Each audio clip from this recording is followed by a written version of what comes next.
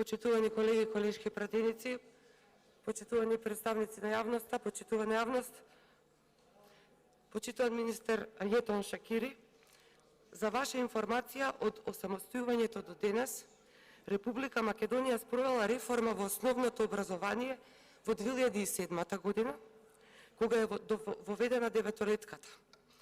Тоа е најголемата и надпартиска реформа која што е спроведена во времето на владењето на ВМРО ДПМН.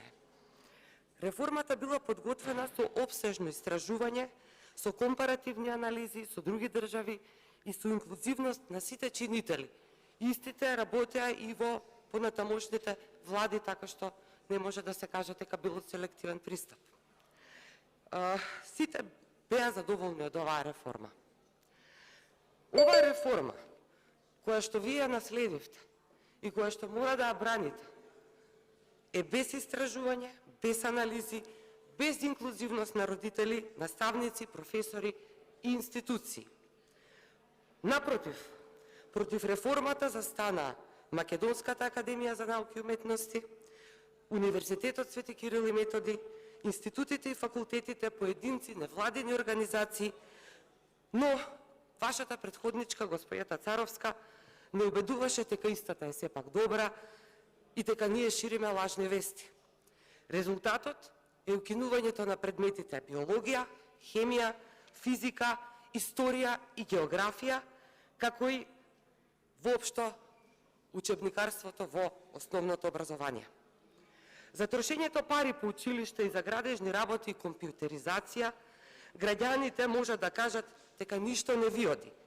Зборувате за компјутеризација, а веб страната на Министерството за образование и наука повеќе од 10 дена не функционира.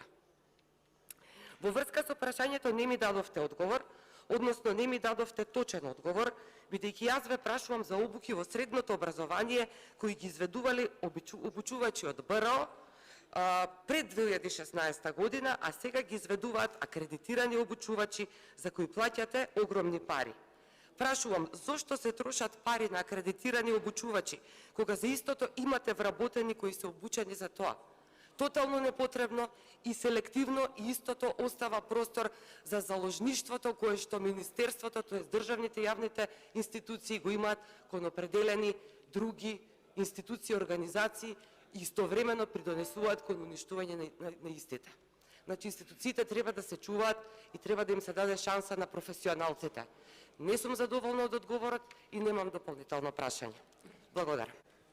Ја молам пратеничката Артина Ќаземи да се произнесе по одговорот добиен од министерот за здравство на